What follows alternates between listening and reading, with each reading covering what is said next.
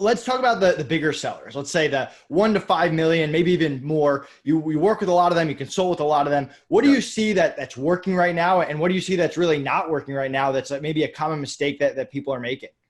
Well, you get to a larger scale where you've got a lot of SKUs and a lot of SKUs. I mean, that can vary. I mean, we work with clients that might have half a dozen products that do $500,000 a month, right? It's very narrow set of a very narrow set of products, but they excel well in those areas.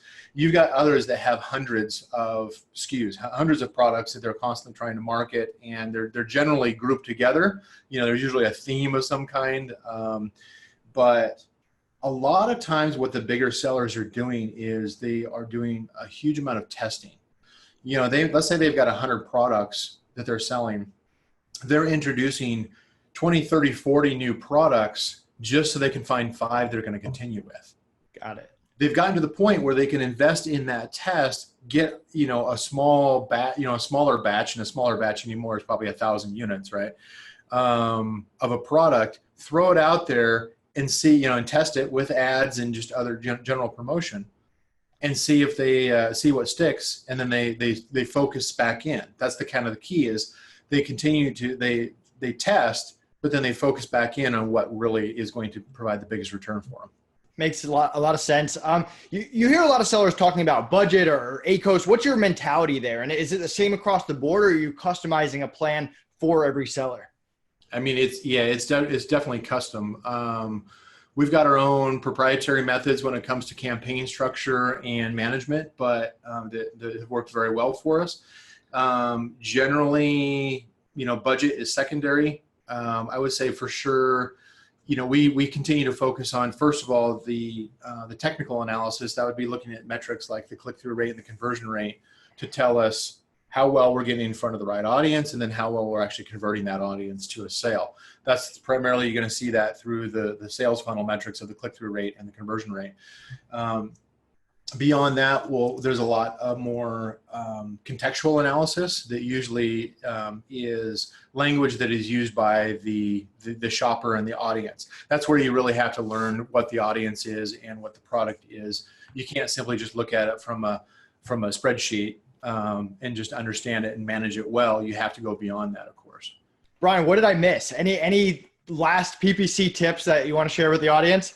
This year, I've been really big on Pareto. In other words, really focusing in on what are those, where can you spend 20% of your time and effort in order to get 80% of the result? You don't need 100%. Now, that additional, 80% of work in order to produce, 20% additional benefits can give you a competitive advantage. But most sellers, they don't need that right now. They don't need to spend several hours each week doing certain tasks when they're not any good at it. They really should be outsourcing it, or they should be limiting, focusing their efforts into what's the 20% of my effort that is going to produce most of the results that I want without overwhelming my time. Let's say that you're a seller and you're interviewing a PPC expert, a PPC agency. Maybe it's on the free up platform, maybe it's off. Right. Let's assume that they're not working with you. What questions would you ask that expert, that guru, that agency, that consultant to get a better feel of whether they're the right fit for your account or if they actually understand what they're doing? Well, I mean, I would say that, coming in with, first of all, they'd have to come to me with a plan that says, I've looked at your account. I understand where the strengths and weaknesses are relative to the market.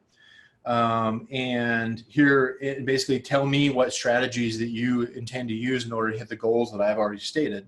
Right. I want to increase sales. I want to increase profitability. I want to launch new products. Whatever the case is, you should be coming to me and saying, not coming with like, yeah, I'm going to manage your account, using best practices. It's like, if you don't come to me with some kind of a plan, even if it's an outline as far as the strategies and kind of project where you think where we're going to win and where we're going to struggle, then I'm not going to trust that you understand my product well enough in order to hand it off to you. So I've been selling on eBay for about 7 years. And I was primarily doing drop shipping for a bunch of different banking equipment brands, like coin sorters and money counters and that kind of stuff. And the margins sucked, in drop shipping. I was probably running, maybe 15% margins.